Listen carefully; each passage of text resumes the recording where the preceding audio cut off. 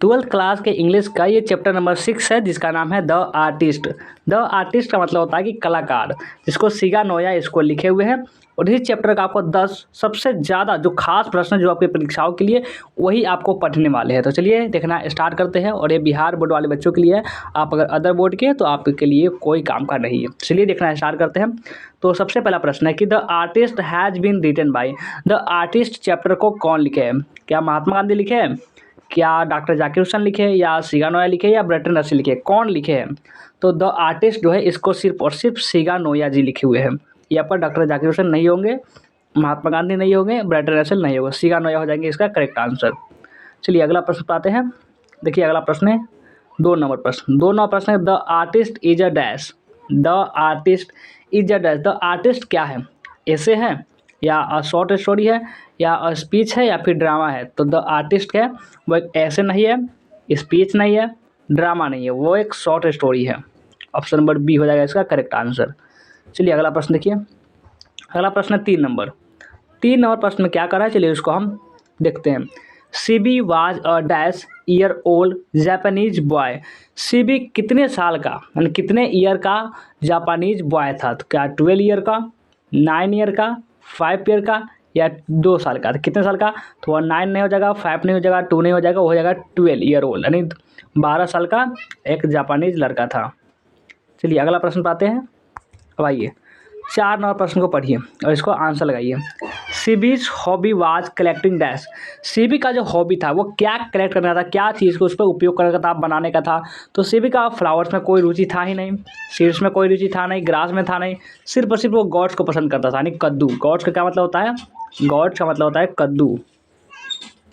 कद्दू होता है गॉड्स का मतलब। चलिए अगला प्रश्न पाते हैं।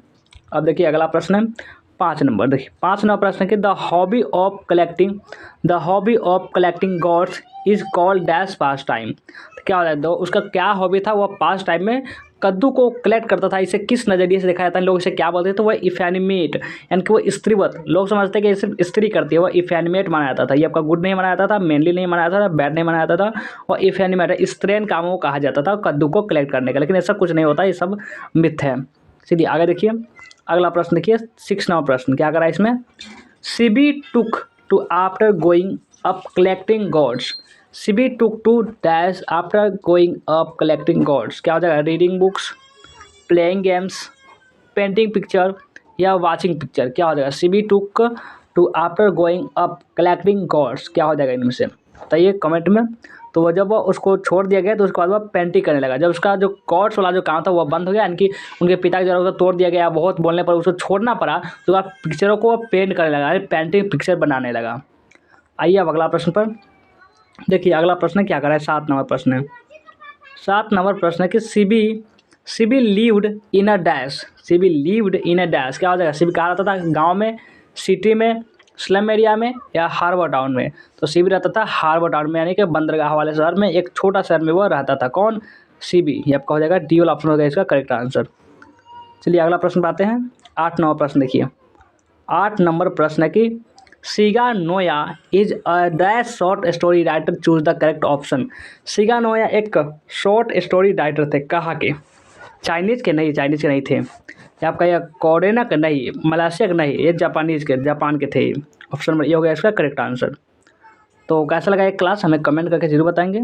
वीडियो को लाइक नहीं किए तो जल्दी से लाइक कर देंगे, शेयर भी कर देंगे, जो भी नए बच्चे होंगे इस तरह सब्सक्राइब भी कर लेंगे।